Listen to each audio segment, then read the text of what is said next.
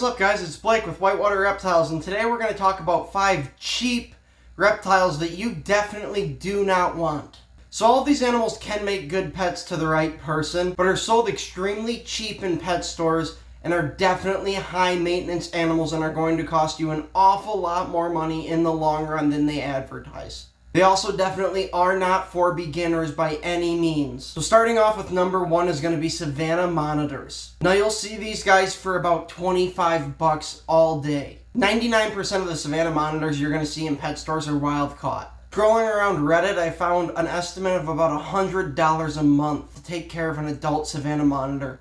Now they have a minimum enclosure size of an 8 foot long by 4 foot wide by 4 foot tall, with a basking spot peaking at about 130 degrees. These guys get up to about 4 foot and have a pretty bad temper most of the time. Now I'm not going to say that means that they can't be a good pet, but they definitely are not for beginners. So the second animal on this list is going to be a green iguana. We've all seen them, we all know what they are, and with a price tag again like 25 bucks, they definitely appeal to people. Unfortunately, most of these guys are farmed, which typically means that they're finding eggs in the wild and hatching them in captivity. Now, green iguanas are herbivores, meaning that they're going to have a constant need for fresh greens, and these guys eat a lot. You're looking at a 10 foot long by 5 foot wide by 6 foot tall enclosure for this animal. Now that's literally a spare bedroom for that green iguana all by itself. The males can exceed 6 foot, and at least when they're in breeding season can be awful ornery. So that's definitely something to watch out for. I'm not saying they can't be a good pet, because they most definitely can, but for a beginner, that's a lot more than you signed up for. So the third animal on this list is something we see an awful lot, and that's going to be a Salata Tortoise. Now they're awfully cute. They're just little buggers when you see them in the pet store. They'll run as low as like 75 bucks. People love them. Everybody loves tortoises, and I get why. But before you know it, that guy's the size of a small tire, requiring 100 square foot of space all to himself. That's 10 foot by 10 foot of real estate. That's easily a bedroom in your home all to that tortoise by itself. And that's honestly not even fair to the animal, because it needs an outdoor enclosure.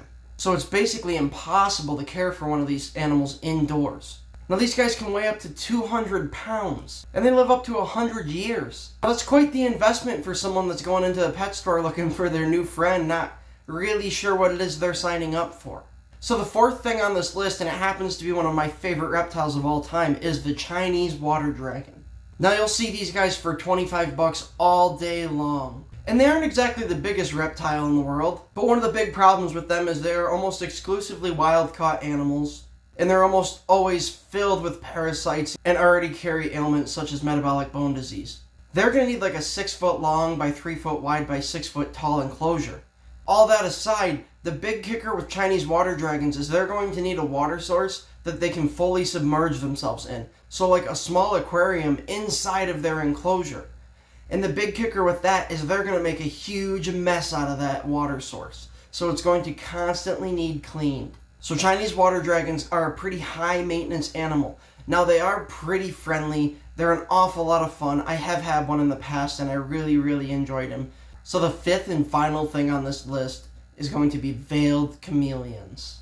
My reason for putting veiled chameleons on this list isn't necessarily because of enclosure size or anything like that.